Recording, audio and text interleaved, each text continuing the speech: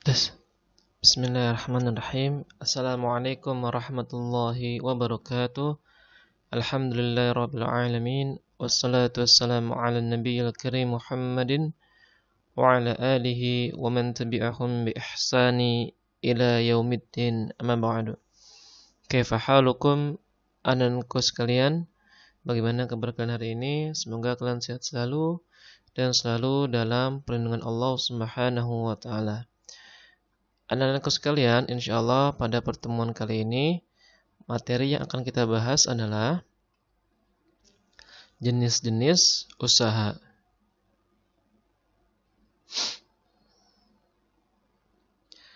Ada berbagai jenis usaha yang terdapat di sekeliling kita.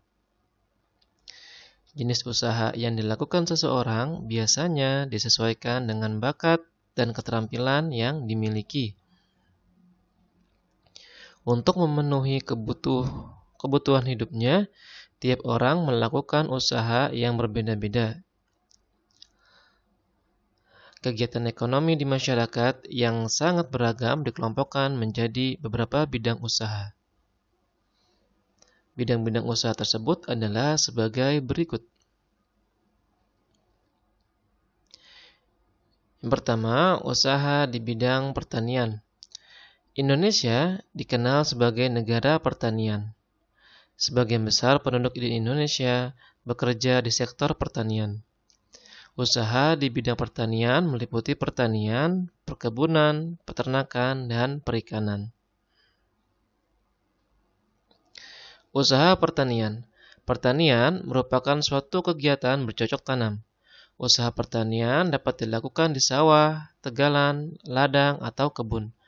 Pada umumnya, orang yang bekerja di sektor pertanian adalah petani yang menggarap tanah milik sendiri ataupun orang lain. Yang kedua, usaha perkebunan. Usaha perkebunan biasanya dilakukan oleh masyarakat dan pemerintah. Perkebunan yang dilakukan oleh masyarakat digarap pada lahan milik pribadi.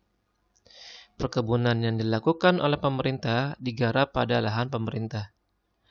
Jenis tanaman yang diusahakan dalam perkebunan antara lain berupa karet, kelapa sawit, tebu, dan tembakau. Usaha peternakan. Peternakan merupakan usaha membudidayakan hewan ternak. Dilihat dari pengelolaannya, usaha peternakan dibagi menjadi peternakan besar, sapi dan kuda, peternakan hewan kecil, kambing dan domba, dan peternakan unggas, ayam, itik, dan burung. Usaha perikanan. Usaha perikanan dibedakan menjadi perikanan darat, budidaya ikan di kolam, waduk, sungai atau tambak, dan perikanan laut, ini budidaya ikan laut. Jenis ikan yang diusahakan di perikanan darat antara lain ikan mas, nila, lele, dan belut. Sedangkan jenis ikan yang diusahakan di perikanan laut antara lain ikan tongkol, kakap, dan tuna. Nah, sekarang yang kedua ini kita usaha di bidang perindustrian. Industri merupakan kegiatan mengelola bahan mentah menjadi barang jadi. Bahan mentah diperoleh dari sumber daya alam. Usaha industri dapat dilakukan oleh kelompok atau perusahaan. Contohnya, industri rumah tangga dan industri besar. Industri rumah tangga. Industri rumah tangga hanya dilakukan oleh sedikit orang. Modalnya kecil dan bisa dikerjakan dengan menggunakan tangan.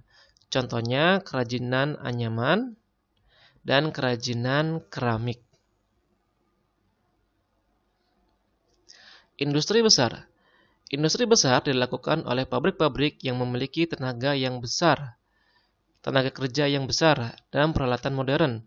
Contohnya industri alat-alat elektronik dan industri makanan. Ya, ini industri kecil dan industri besar. Sekarang usaha di bidang perdagangan. Dahulu, sistem perdagangan disebut barter atau tukar-menukar barang. Usaha perdagangan dapat dibedakan menjadi pedagang kecil dan pedagang besar. Pedagang kecil langsung menjual barang dagangan secara eceran langsung kepada pembeli. Pedagang kecil memperoleh barang dagangan dari pedagang besar yang biasa disebut grosir. Pedagang kecil membuka usaha di rumah atau menyewa tempat di pasar. Contohnya pedagang kecil adalah warung, toko, dan pedagang kaki lima. Ya, pedagang kecil ini langsung menjual kepada konsumen yang memakai atau yang membutuhkan.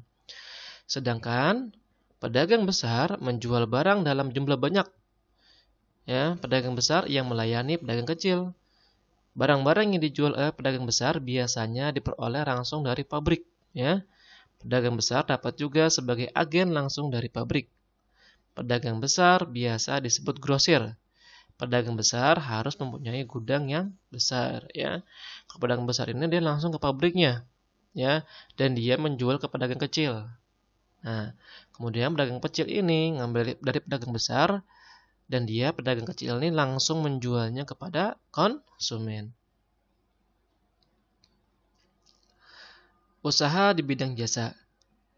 Usaha di bidang jasa umumnya memberikan sesuatu yang diperlukan orang lain. Contohnya, perusahaan penyewaan mobil itu tidak menjual mobil. Perusahaan hanya meminjamkan mobil untuk waktu tertentu. Kemudian perusahaan tersebut akan mendapat imbalan berupa uang sewa dari penyewa. Contoh lainnya adalah guru yang memberikan jasa mengajar, seorang dokter yang melayani pasien, dan sopir bus yang melayani penumpang untuk mengantar sampai ke tujuan. Usaha di bidang pertambangan. Usaha di bidang pertambangan yaitu usaha yang berkaitan dengan pengelolaan sumber daya tambang. Kegiatan penambangan umumnya dilakukan oleh pemerintah. Contohnya penambangan minyak bumi, gas alam, batu bara, dan galian mineral. Hasil pertambangan biasanya digunakan untuk kebutuhan dalam negeri. Setelah kebutuhan dalam negeri terpenuhi, barulah dijual ke luar negeri. Di beberapa tempat masyarakat juga berusaha di bidang pertambangan. Mereka melakukan usaha tambang pasir dan intan. Ya, ini untuk yang pemerintah ini biasanya dalam skala besar ya, menggunakan alat-alat berat. Sedangkan untuk masyarakat biasanya menggunakan alat yang sederhana. Nah, sekarang yang terakhir, usaha di bidang pariwisata. Usaha di bidang pariwisata dilakukan dengan cara memanfaatkan daya tarik keindahan alam, sosial budaya, kesenian, arsitektur bangunan, benda bersejarah, dan hasil kreativitas. Contohnya, usaha dalam bidang pariwisata misalnya menjadi pemandu wisata, ya guide, ya yang membimbing orang-orang yang sedang berwisata, diberikan informasi tentang tempat wisata dan lain sebagainya. Kemudian hotel dan lodgement, kemudian penyewaan transportasi, ini contoh usahanya.